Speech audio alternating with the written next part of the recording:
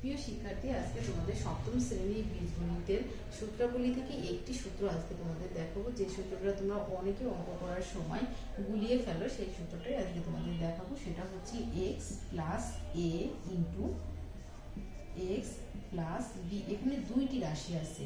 তো দেখো, প্রথমে হচ্ছে আমরা x দিয়ে প্রথম রাশিটাকে গুণ করে ফেলবো। তাহলে আমাদের কি হবে? এক্স স্কোয়ার প্লাস এ এক্স। তারপরে আমরা বি দিয়ে আবার প্রথম রাশিটাকে গুণ করে ফেলব। তাহলে B x plus A B. এক্ষেত্রে দেখো, এখানে এক্স স্কোয়ার থাকবে এবং এই এ এক্স এবং বি এক্স এর মধ্যে দেখো এক্স আছে, এই জন্য আমরা এক্সটাকে কি কমন নিতে পারি।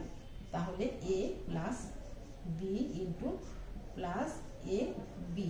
তো চলো আমরা এই সূত্রটা দিয়ে একটু অঙ্ক করে ফেলি। দেখো, তোমাদের বইতে একটু অঙ্ক আছে। এ প্লাস 3 এবং এ প্লাস 2, এই দুটি রাশি আমরা কিভাবে সূত্রের সাহায্যে প্রমাণ করতে পারি সেটা আমরা এখন দেখব। তো দেখো, এখানে আমাদের সূত্রটা আমরা লিখে নিয়েছি। এক্ষেত্রে প্রথম রাশিতে এ সমান সমান এক্স এবং 3 সমান সমান এ এবং 2 সমান সমান বি। তাহলে আমরা সূত্রে মানটা বসিয়ে দিতে পারি।